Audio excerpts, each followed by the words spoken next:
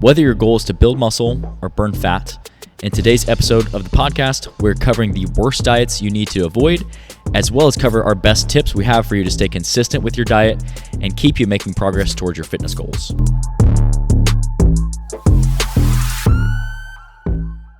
Before we hop into today's podcast, if you were looking for more specific numbers on your specific calories, your carbs, your fat, your protein that you need to be eating for your specific goal, we have a free resource on our website. So after you're done listening to the podcast, you can head over to fitgrindformula.com, or if you're watching or listening on YouTube, I'll leave the link in the comments in the description below.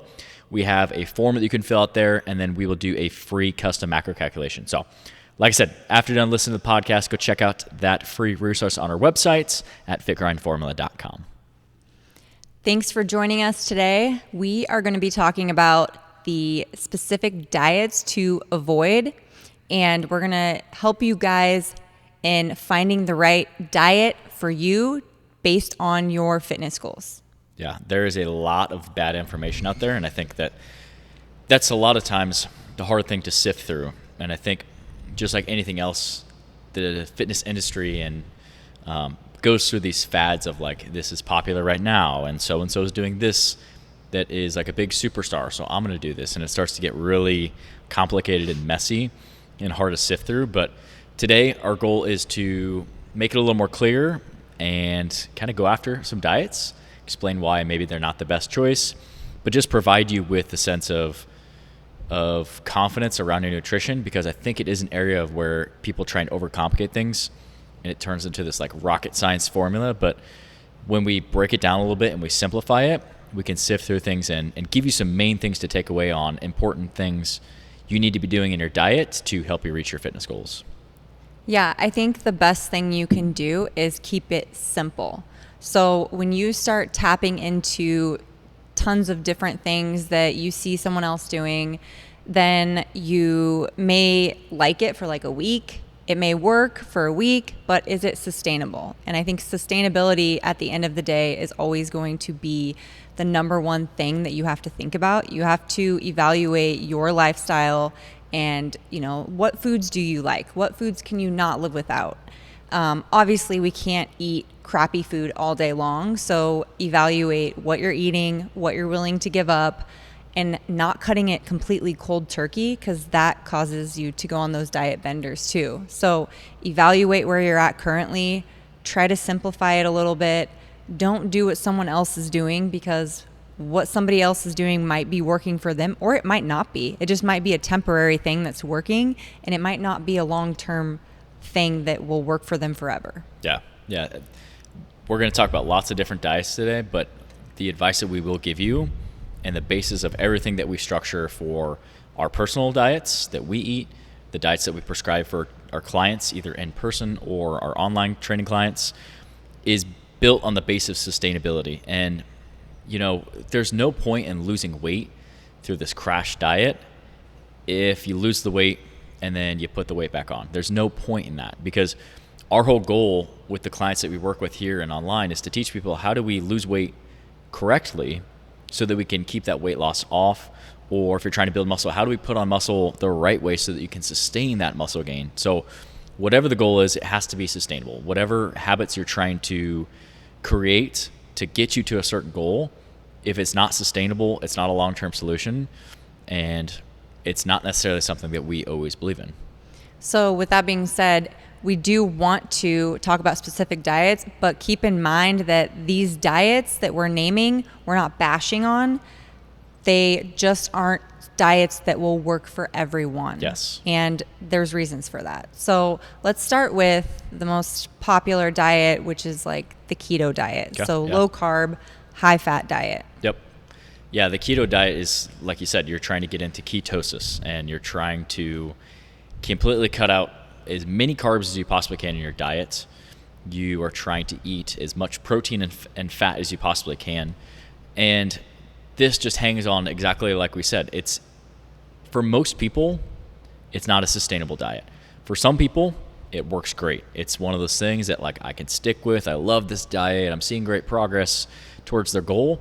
And if it works for you, great. But if you're someone that's just trying to lose weight or just trying to build muscle, you don't have to do a keto diet to achieve those things. You can create really sustainable habits, and that's what we're going to kind of talk about with ketosis and the keto diet, is because it's just not really sustainable. Anytime you exclude a macronutrient, so you got your carbs, your fat, and your protein, anytime you exclude one of those, the diet's probably not going to last forever. Because I don't know about you, but you're telling me that you never want to go out and get another cookie or ice cream or go to dinner with your family and enjoy food that you like. You're going to tell me that you're only going to eat fat and protein for the rest of your life? Like, that's pretty far-fetched for a lot of people. So if it works for you, I'm not trying to upset you or anything like that. But for most people, you do not need to practice a keto diet to lose weight or build muscle or whatever your goal is. Yeah, and if your doctor put you on this for health purposes, then that's between you and your doctor. Yes. We're not downplaying any of this, but just to dive in a little deeper about the keto diet, when we are eliminating those carbs, and let's say we're doing this for a few months, and then we decide, you know what, I just don't think this is working for me. I'm going out tonight with some friends, and we're going to go have, burgers and fries and beer and whatever it is, pizza, all the fun stuff.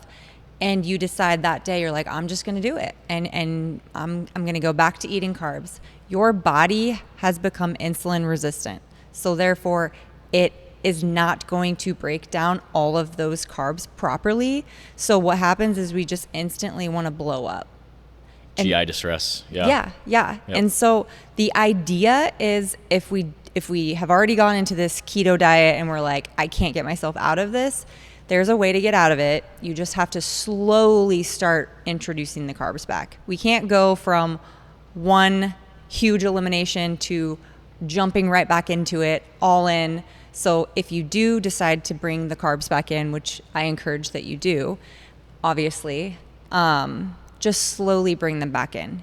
Be smart with it too. Like, carbs that people fear are like things like fruits and breads, and these foods should not be feared of. The foods that we should fear more of are the packaged foods that are processed, and I think that's the biggest thing too, is if we focus on just eating foods that are, one ingredient, max 3 ingredients, then we're going to see our bodies transform just by doing that. Yeah. The like you said, carbs are not bad, and we've been preaching that, and we will continue to preach that, because carbs are your body's preferred source of energy. Those carbs, you eat them, they're broken down into glucose. If you're somebody that exercises regularly and those carbs aren't needed right this moment, then those carbs are going to be either one of two things are going to happen. One, they're going to be broken down and stored as glycogen in your muscle, or this is something that people don't quite necessarily understand, they'll get stored as fat. But as long as the amount of fat breakdown is more than the amount of fat gain throughout the day, right? As long as the net gain, it's the process that's going on all day long. And Lane Norton has talked about this. Yeah. Many very respected people in the fitness industry talk about this. You're constantly going throughout the day, muscle breakdown, muscle atrophy. You're going through muscle building. You're going through fat breakdown. You're going through periods where you're storing adipose and fat tissue. So it's not this like on or off type of thing. And that's kind of the main thing that you should think about, is when you're eating carbs, if you don't need it right that instant, it's not like it's automatically going to be stored as fat forever and you're never going to get that off. That's not how it works. But those carbs are a really good energy source that you can use. And if you're completely cutting those out, yes, once you get into ketosis and you start getting where you're producing ketones and you're completely cutting out carbs, it takes a while to get to that point. But once you get to that point, yeah, you're going to have energy. But if you ever eat carbs, like Alyssa mentioned, you're going to come out of ketosis, and then it's just a process to get back into ketosis. So it all hangs on the balance of sustainability. Carbs are a great energy source. Carbs should not be feared. Things like fruits, things like vegetables, things like healthy carb sources like whole wheat breads, pastas, potatoes, rice. These are good energy sources that are really going to fuel your body for your workouts. And we always talk about this. If you are, we can kind of talk about this next after we're done with the keto diet. If you're on a really low calorie diet and you're cutting out all sorts of calories, kind of ask yourself, how's your energy? Like, it's probably not great. You're not able to focus. You're probably not able to sleep very well. You're probably not able to come in and have any sort of intensity with your workouts. And that intensity with your workouts is where you're going to make the progress that you want to see, whether it's building muscle, losing fat, maintaining your weight, whatever it is. That intensity in the workout has to be there. So by eating carbs, you're going to, in the right amount of carbs. I'm not saying you just pound donuts and cookies all day long. That's not what I'm saying. But that would be great, but that will not work. The right kind of carbs, the right amount of carbs is going to help you fuel your workouts. And that's exactly why we have that free resource on our website, is because we want to inform people that you can eat more food than you think and still either lose weight or gain muscle or just have better energy and prioritize your health. And you don't have to go through these crazy crash diets where you're cutting your calories to like 1,200 and feeling like trash, you know? Yeah. This is going to sound really meathead-ish. Okay, let's hear it. But when you take away the carbs too, your muscles become depleted. Mm-hmm. So we need those carbs to fill up our muscles. And so when we're in the gym and we're like working out hard and we are used to having this like awesome pump, and you're looking in the mirror and you're going, I am so flat. There's your answer. Yeah. Carbs. Yep. Our bodies need those carbs to fill up the muscles, keep us from feeling depleted and flat while we're in the gym, getting that pump. Yep. Yeah. Every gram of carbohydrate that's stored, so we talk about that glycogen storage in your muscle, every gram of carbohydrate that you store, there's 3 grams of water that gets stored with that. So that's where that volume really comes from. Mm-hmm. And that's the energy source. You know, your body's going to very easily break down that glycogen throughout a workout, on a run, whatever type of workout that you're doing. But you have to feed yourself the carbs in order to store those carbs as glycogen. Yeah, especially if you're an athlete. You know, if you're laying around doing a whole lot of nothing, you know, you're going to need less carbs. If you're a runner, you're an athlete, you're constantly moving, constantly, you know, doing hard, intense workouts, then you need more carbs. So, you know, evaluate yourself on that too. Like, am I somebody who works out a lot? What is my intensity? Am I constantly moving, working, you know, on my feet? Like, what does your day-to-day activity level look like? And that also, that's along with our macro cheat sheet and our macro calculator that we do. We individualize that based on how busy and how active you are. Yeah, for sure. I kind of touched on it a little bit. Let's touch about crash diets, low calorie diets. I think that's the second diet that we can talk about, kind of generalizing this into like really low calorie or like extreme caloric restriction. Yeah. Yes, obviously you have to eat fewer calories and burn more calories than you eat in order to lose weight. We need to be in a caloric deficit. That's just the way basic energy balance works. But let's talk about like extreme calorie cutting. Why is that bad? What does that do, or what does that not do for our body? Why should we avoid drastically cutting our calories? So there's a lot that goes into this and lots of reasons. So I'll just start with the first thing that comes to mind, which is our metabolism. We are ruining our metabolism by going from eating a normal amount, whether that be your maintenance or maybe you're in a bulk, whichever it is. When we go from one extreme and then to another extreme, your body almost goes into this overstressed out state of mind, you know? And then that's when our body like wants to hold on to fat because it's like, whoa, I'm stressed. What are you doing? It's normal for your body to be in a stressed out state when you are in a deficit because you are feeding it less calories. But if you're feeding it less and less and less below like basal metabolic rate low, you're not going to have any energy. Your workouts are going to be trash. So you're going to start seeing your workouts, like you're going to start seeing less progress in the gym, which is super frustrating. Yep. Muscle loss. I mean, I could like go on and on with this, but the biggest thing is going to be the metabolism is going to be trashed. And if you truly care about diet, like the weight that you're trying to lose, you would avoid this at all costs, because once you trash your metabolism, you have to build that back up, and that takes time. Yep. And that's frustrating. Yeah. And the reason why this happens is all about metabolic rate. So say that, you're eating, just as a pure example here, say you're eating 2,000 calories roughly a day, and you're like, I want to lose some weight.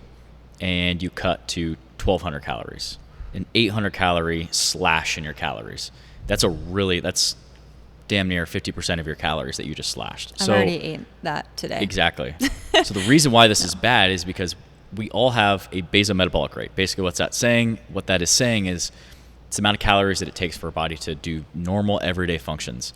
The closer we get to that basal metabolic rate, the more resistant your body is going to be at letting go of body fat. So I always use this example is, say that we got lost in the wilderness for a week and your body was starving, you didn't have any access to food, that your body's going to use the body fat that we have stored on our body as an energy source that it can slowly break down. And it's a really good energy source.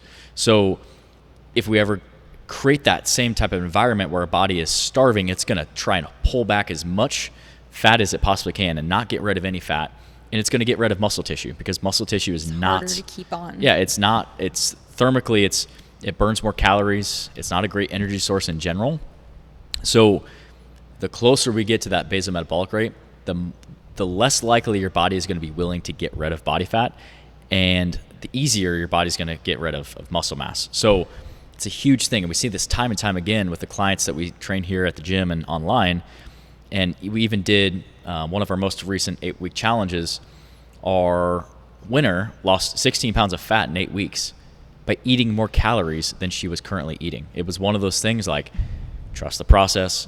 You need to eat more food because you're crash dieting right now. You're not eating enough calories, and your body is saying, like, you're working out, you're creating the stimulus in the gym, but I'm not going to get rid of body fat because I don't know if I'm going to have enough calories the next day. So it sounds crazy, but if you eat the correct amount of calories for your metabolism and your goal, your body's going to be willing to get rid of body fat. So this is one area of opportunity, and this is all encompassed into like crash diets.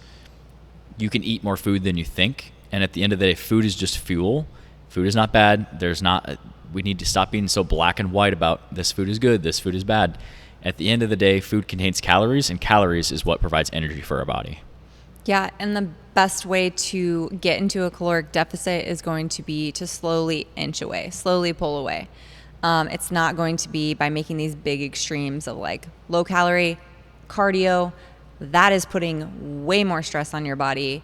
And then you drop your calories so low that you cannot physically go any lower. Yeah. So I always like to give some wiggle room. So if I'm putting someone in a deficit, I start them in a higher than I would probably think and see what happens there, because we need more room to be able to drop. Yep.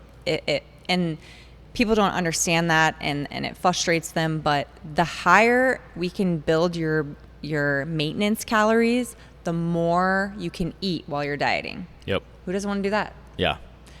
But if you do these crazy crash diets, it's going to take a long time to get your metabolism to build back up.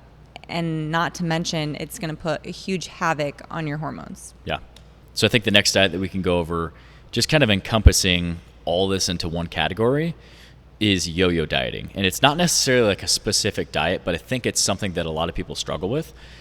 But I think it also builds off of the first and the second diet that we talked about, because sure. I think people yo-yo so often because every diet they try is not sustainable. They try this new fad diet that they hear from this person.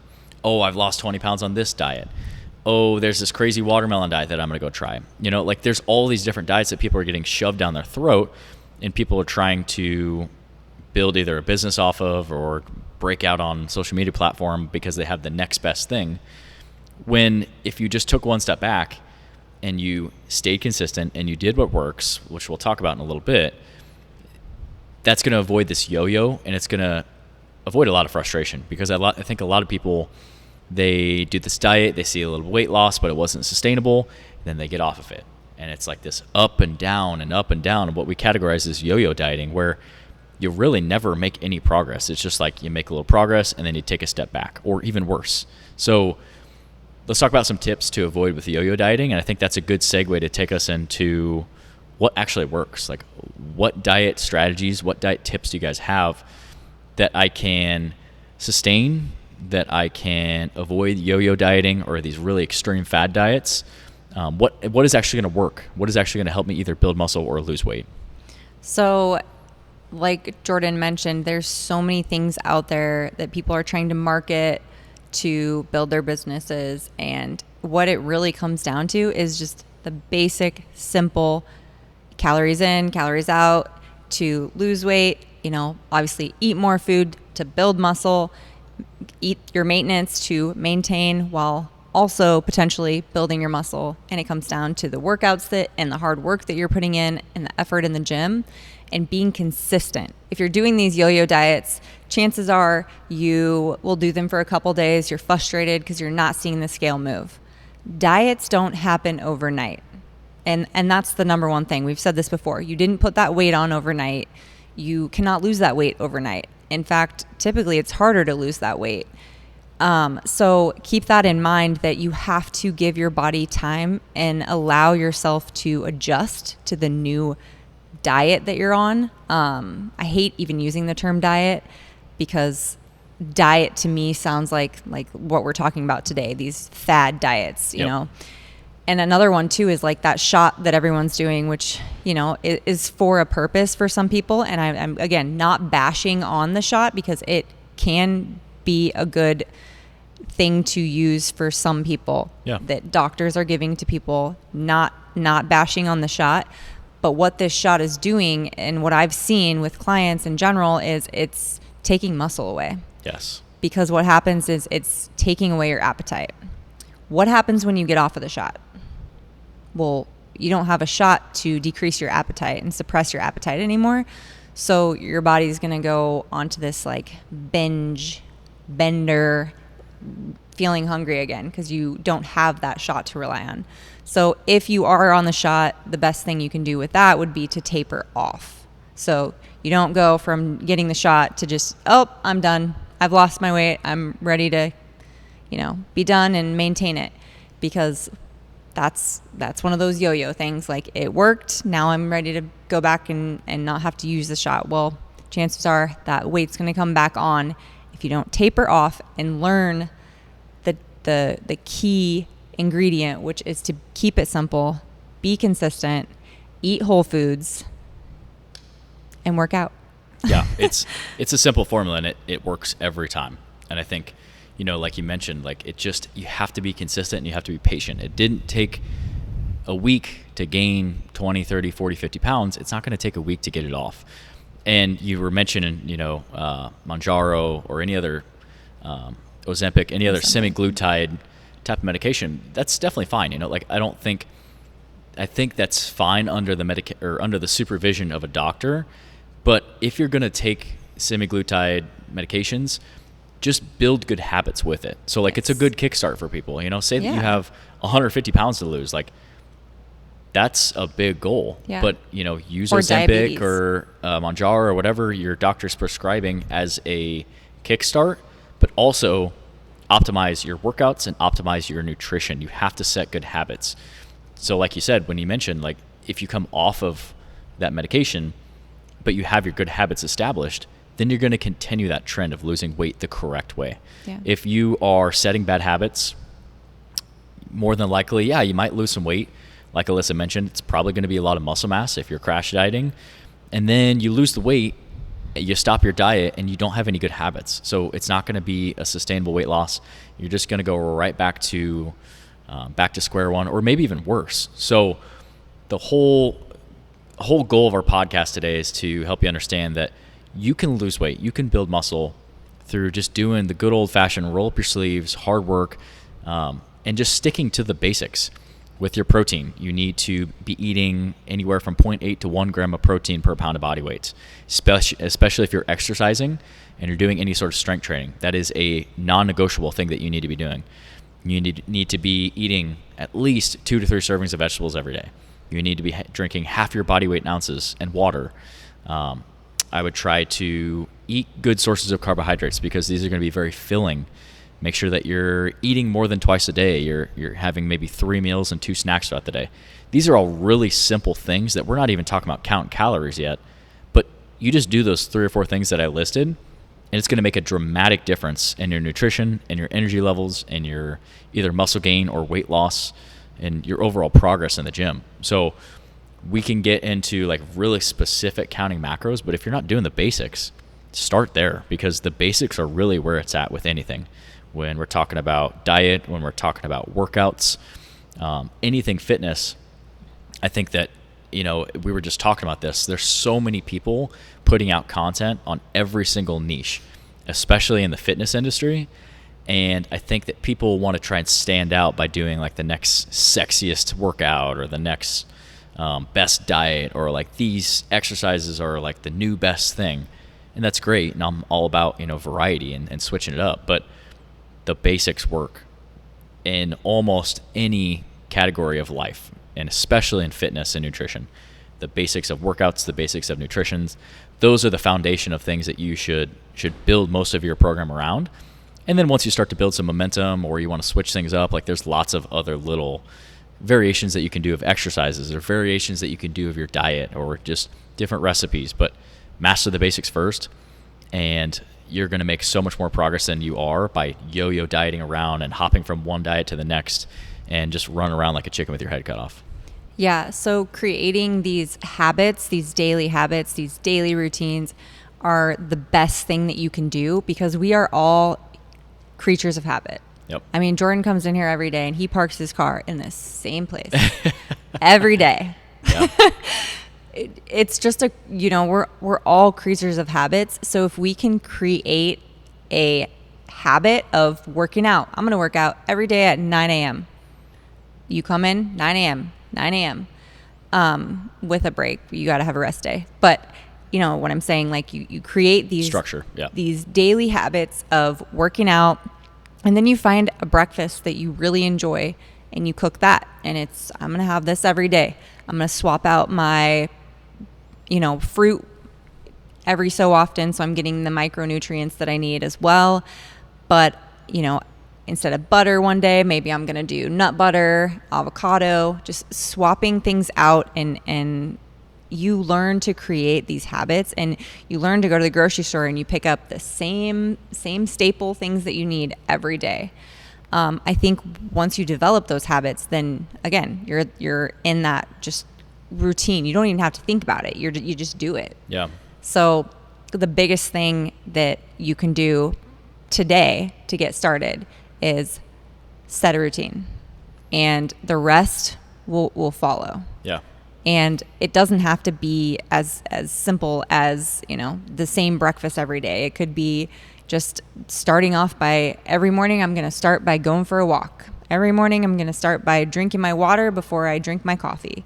Like just small habits that eventually become daily habits. Yeah. I think everybody has a different level of readiness. This is something that psychologically, and you'll talk about too, some people just aren't ready to track their food, count their calories, and that's perfectly fine. I've had clients that have lost tons of weight on not counting calories. It's like a good, better, best option. Like if tracking your calories is going to cause more stress and it's going to cause you to not be able to stick with the program, then that's okay. Let's start with our workouts. Let's start with just general nutrition tips. But if you're someone that's like, I got to have my calories counted and everything, my got to dot my I's, cross my T's. Everybody's so different. But the main thing is, like Alyssa said, find some structure, get into a routine, and then what's going to happen is you're going to start to create this positive flywheel. You're going to feel better. You're going to have more energy. You're going to start to build some strength in your workouts, or maybe build some endurance if you're doing some sort of endurance training, and you start to get better, and it starts to become this positive flywheel. And then you start to realize that I'm just eating to fuel my body. I'm eating to have good workouts. I'm eating to have energy throughout the day. And then it just turns into this habit that you consistently do. And then you're just living a healthy lifestyle. So that's the big tip here, is stop focusing on trying to lose weight as fast as you can in 3 weeks and 4 weeks and 8 weeks. It's not a sprint. It is a marathon. And what we're trying to preach, and what we like to practice ourselves and preach to the clients that we train on our social media platforms, to our online clients, is that living a fitness lifestyle is all about practicing sustainable habits. And we don't believe in restriction, and you can eat the foods that you enjoy, just as long as you're doing 80 to 90% of the work that you need to be doing every single day, every single week. The rest is not going to matter. So find structure that works for you, that's going to look so different for everyone. And that's why we're also here. That's why we do what we do, to help provide structure for people, to help provide accountability, to coach, this is where I'm at, what do I need to do? So if you guys have questions or have any questions related to workouts, to nutrition, to any fitness topic, reach out over social media. Leave us a comment below. We'd be happy to help any way that we can.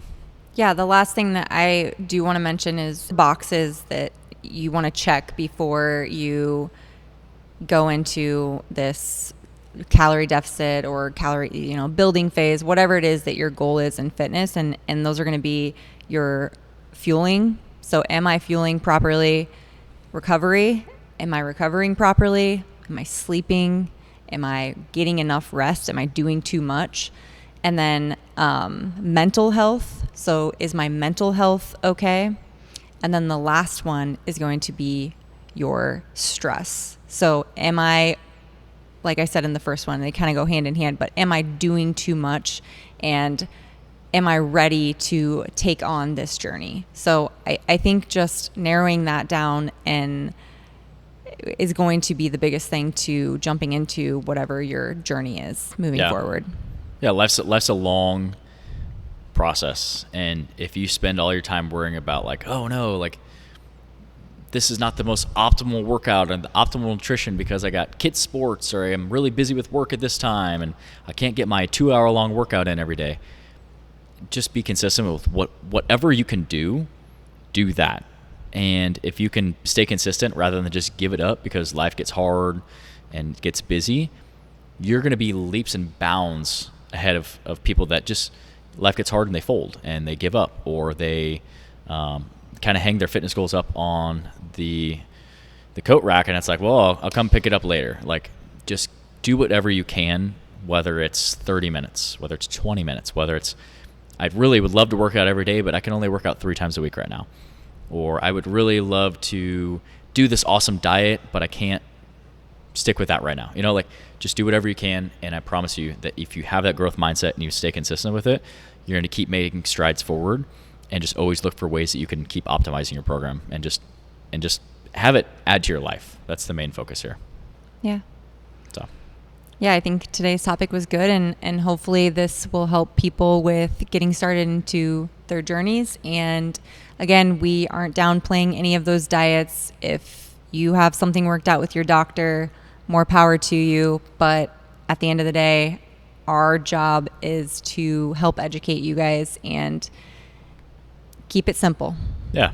So hope you guys enjoyed the episode of the podcast today. Like I said, if you have any questions, please let us know. Reach out over social media on Instagram, or if you're listening on YouTube, Spotify, Amazon, wherever you can leave a comment, and we'd love to help out any way that we can. So thanks for tuning in, guys. We will see you guys in the next podcast.